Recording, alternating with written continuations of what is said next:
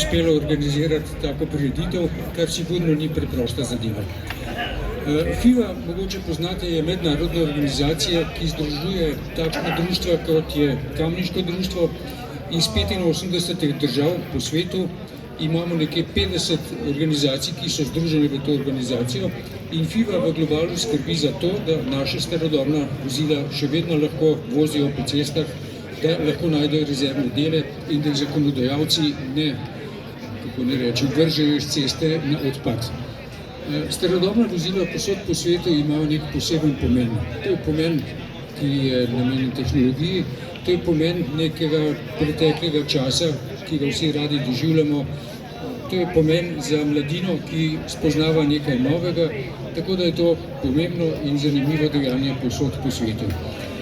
FIVA je organizirana v večjih komisijah, med njimi je zelo pomembna tehnična komisija, ki skrbi za pravila igre, po domače povedano. Definira pravila, katero vozilo je lahko smatrano za starodobno vozilo. Druga skupina, ki je pa zelo pomembna tudi za nas, je pa Event Commission oziroma komisija za dogodke, ki skrbi, da so take prireditve, kot je današnje, na visokem nivoju, organizirane skladno z nekimi pravili igre. No in jaz sem našemu predsedniku že predlagal, da naslednje leto tudi ta prireditev poteka pod okriljem FIA kot narodni dogodek oziroma nacionalni dogodek v Kamniku. Vsem udeležencem želim srečno pot, vreme deluje, upam, da bo danes in jutri tako lepo, kot je zdaj. Srečno pot, uživajte, pogovarjajte se, družite se in lepo se imejte. Hvala.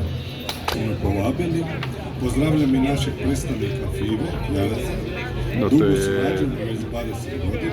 Nagovor hrvatska predstavnika FIVA, imamo Dirman Starodobnikov. Ja mislim da sam i ja neke doprinesao.